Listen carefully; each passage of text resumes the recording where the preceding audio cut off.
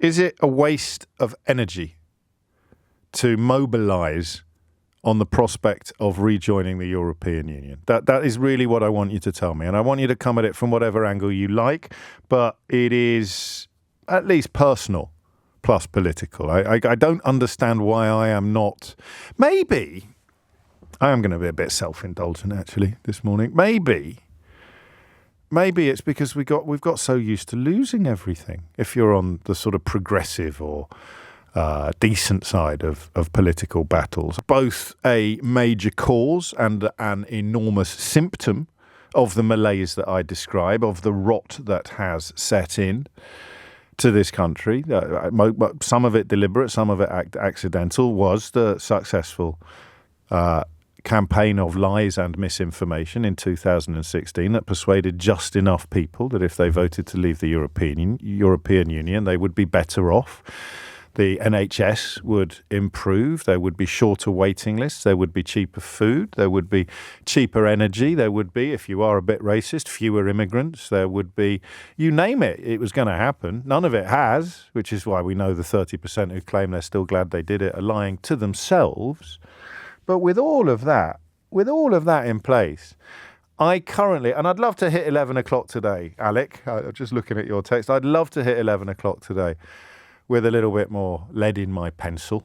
He says, please don't talk the movement down. We need people like you behind us or we will be doomed to stay out of Europe forever.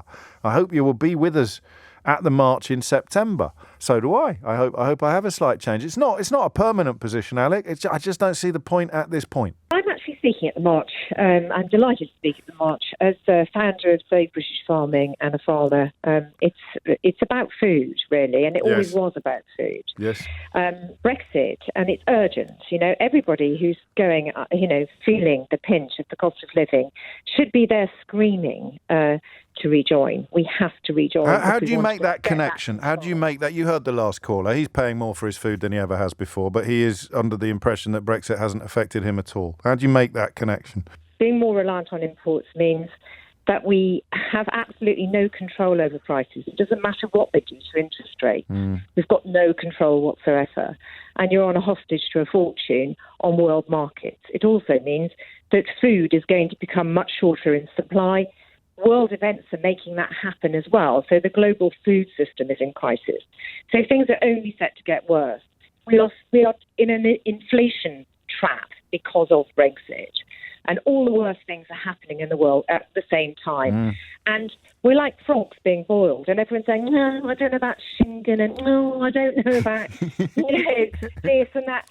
I mean, God, it's urgent. You make a very powerful case for the argument that the aligning of the planets at the moment would actually render reducing our potential for food security, reducing our potential to move closer to self-sufficiency is the single stupidest thing we can do in the context of food supply. But here we are doing it. Here we are right in the middle of doing it and being told that it's a great idea. But what are you going to do in your speech? How are you, because the bloke on before you, was it, I think Stuart, he is paying more than ever before for all of his food, but he doesn't realise it's got anything to do with Brexit. He thinks his life hasn't changed at all, even as his wife prepares to retire early as a consequence partly of Brexit. How do you reach him? How do you persuade him that it's worth all the fuss and palaver?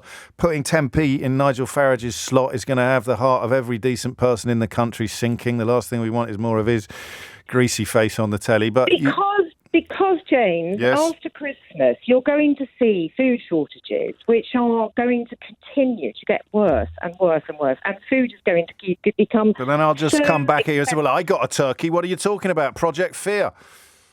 But extended food shortages actually cause a lot of trouble. And people already, we have got, problems with people not having enough food, and there's people hospitalised with malnutrition.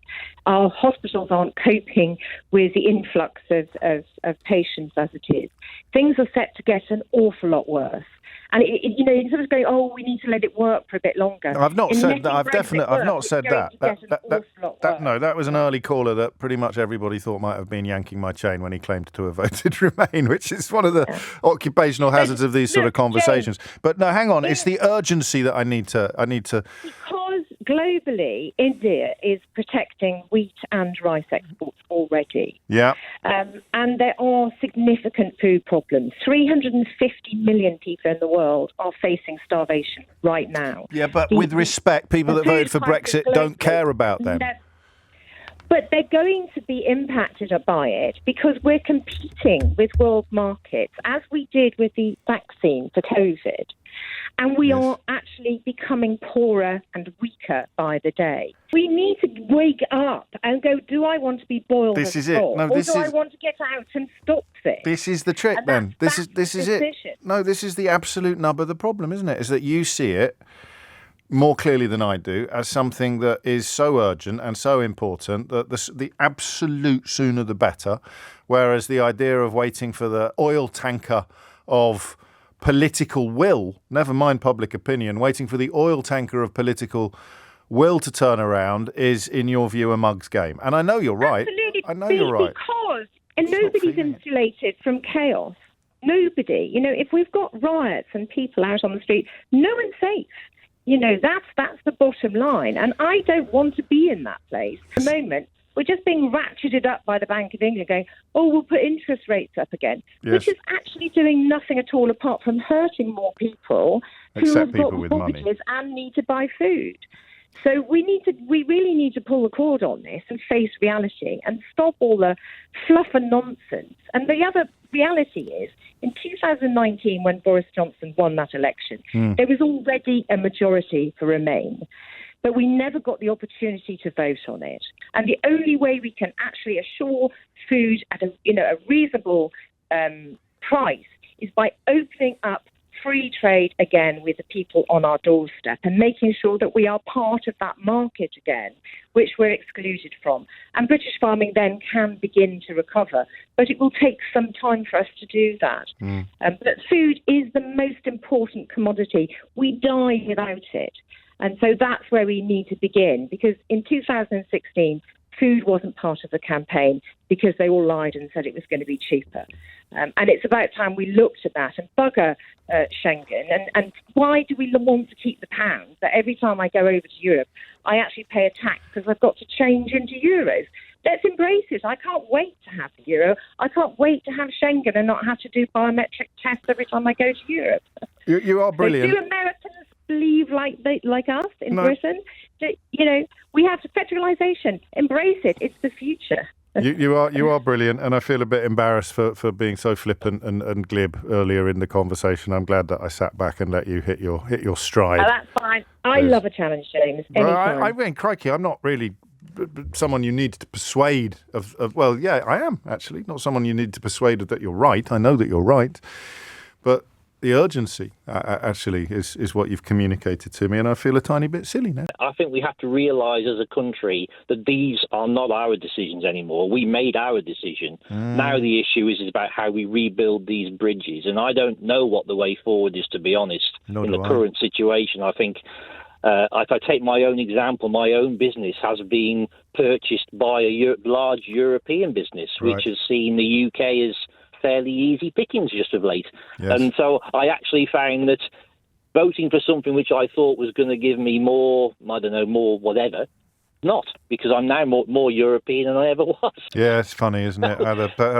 How much of it is dependent? And I have got no beef with people who voted Leave in 2016. I, in retrospect, I'm amazed it was so close when you look at the effort put into one side and the effort put into the other. But how significant is it, do you think, that people are still relying on organs and individuals that encourage them to vote in the way that you did for the information that they need to actually come to an informed opinion about how it's actually going? An awful lot of the stuff that is a consequence of leaving just isn't reaching the public. And that's the challenge that any Rejoin movement faces, is the same challenge that it had all along, is actually getting facts in front of people when the other lot are going to be going for the feelings again. You have to open your eyes and you have to take your information from as many different areas as you can. And, don't be...